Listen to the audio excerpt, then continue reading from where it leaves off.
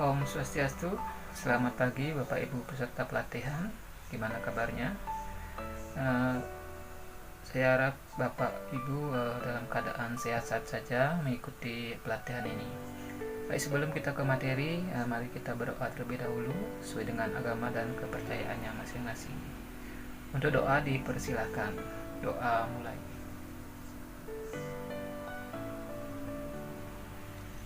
Doa selesai. Baik, kita langsung saja ke materi, yaitu tentang pendidikan yang memerdekakan. Nah, pendidikan yang memerdekakan ini terinspirasi dari pemikiran Ki Hajar Dewantara, di mana memberdayakan upaya dengan sengaja untuk memajukan hidup tumbuhnya budi pekerti, rasa, pikiran, roh, dan badan anak dengan jalan pengajaran, teladan, dan pembiasaan, jangan disertai perintah dan paksaan.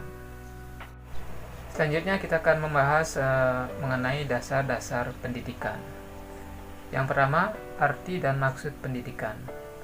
Nah, menurut pengertian umum bahwa pendidikan itu adalah sebagai tuntunan dalam hidup tumbuhnya anak-anak. Maksud pendidik ini yaitu menuntun segala kodrat yang ada pada anak agar mereka dapat mencapai keselamatan dan kebahagiaan yang setinggi-tingginya, baik sebagai manusia maupun sebagai anggota masyarakat. Itu yang pertama. Yang kedua adalah hanya tuntunan dalam hidup. Ya, artinya di sini adalah bahwa hidup tumbuhnya anak itu terletak di luar kecakapan atau kehendak kita kaum pendidik.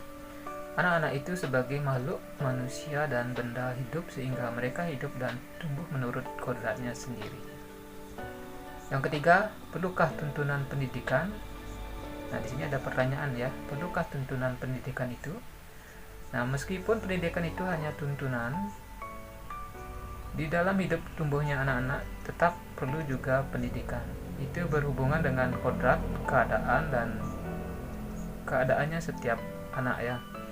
Andaikan anak itu baik dasarnya, tentu anak tersebut perlu mendapatkan tuntunan agar semakin baik budi pekertinya. Ya, artinya di sini walaupun anak itu sudah baik, ya perlu tuntunan lagi. Semoga budi pekertinya itu bertambah lebih baik. Yang keempat, dasar jiwa anak dan kekuasaan pendidikan. Yang dimaksud dengan istilah dasar jiwa di sini yaitu keadaan jiwa yang asli menurut kodratnya sendiri ya, dalam belum dipengaruhi oleh keadaan di luar diri.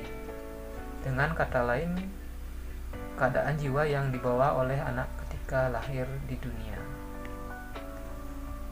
Ada selanjutnya lah mengenai dasar jiwa yang dimiliki anak-anak itu terdapat 3 aliran ya. Mengenai dasar jiwa itu terdapat 3 aliran yang berhubungan dengan soal daya pendidikan.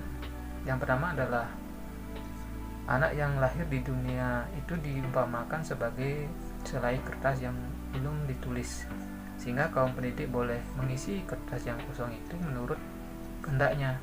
Artinya si pendidik berkuasa sepenuhnya untuk membentuk watak atau budi seperti yang diinginkan.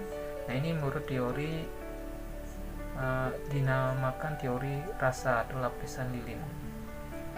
Itu yang pertama. Yang kedua ialah aliran negatif ya, yang berpendapat bahwa anak itu lahir sebagai selai kertas yang sudah ditulis sepenuhnya, sehingga pendidik dari siapapun tidak mungkin dapat mengubah karakter anak. Yang ketiga, aliran yang terkenal dengan nama Convergentión ya. Teori ini mengajarkan bahwa anak yang dilahirkan itu diumpamakan sehelai kertas yang sudah tertulis penuh, tetapi semua tulisan itu sudah suram. Nah, itu menurut teori ya. Selanjutnya yang kelima, tabiat yang dapat dan yang tidak dapat berubah. Nah, menurut Convergentión ini, watak manusia itu dibagi menjadi 2 bagian. Yang pertama dinamakan bagian yang intelligibly ya, intelligibly, yakni bagian yang berhubungan dengan kecerdasan, pengenangan atau pikiran intelek, serta dapat berubah menurut pengaruh pendidikan atau keadaan. Kedua dinamakan bagian yang biologis, yakni bagian yang berhubungan dengan dasar hidup manusia, bios, ya, dan yang dikatakan tidak dapat berubah lagi selama hidup. Yang keenam, perlunya menguasai diri dalam pendidikan budi pekerti. Ya, perlu menguasai diri dalam pendidikan budi pekerti di sini ya, pada budi pekerti bersifat tetap dan pasti pada setiap manusia ya, sehingga kita dapat dengan mudah membedakan orang yang satu dengan yang lainnya. Budi pekerti watak atau karakter merupakan hasil dari bersatunya gerak pikiran, perasaan, dan kehendak atau kemauan sehingga menimbulkan tenaga. Dan perlu diketahui bahwa budi pekerti pikiran, perasaan, kemauan, sedangkan pekerti artinya tenaga. Jadi budi pekerti merupakan sifat jiwa manusia mulai angan-angan hingga menjelma sebagai tenaga. Yang ketujuh, jenis-jenis budi pekerti. Nah, di sini ada pula yang membagi budi pekerti menjadi beberapa jenis ya, berdasarkan hasrat seseorang. Jadi bukan pembagian analitis ya, akan tetapi pembagian secara global dan estetis. Ini menurut rasa adab ya. Adapun Prof ya, Spargenbanger ya, membagi budi pekerti menjadi 6 jenis, yakni yang berdasarkan pada hasrat orang, pada kekurangan ya. Itu yang pertama. Yang kedua, yang pertama itu adalah kekuasaan ya. Yang kedua adalah agama. Yang ketiga keindahan. Keempat kegunaan atau faedah. Yang kelima pengetahuan atau kenyataan. Yang keenam menolong, mendermakan atau mengabdi ya. Nah, itu adalah 6 jenis budi pekerti di situ ya. Selanjutnya yang ke-8 adalah naluri pendidikan. Ya, naluri pendidikan di sini adalah naluri atau insting ya, disebabkan pula oleh adanya naluri yang pokok ya, forensik, yang bertujuan agar terwujudnya keberlangsungan keturunan ya.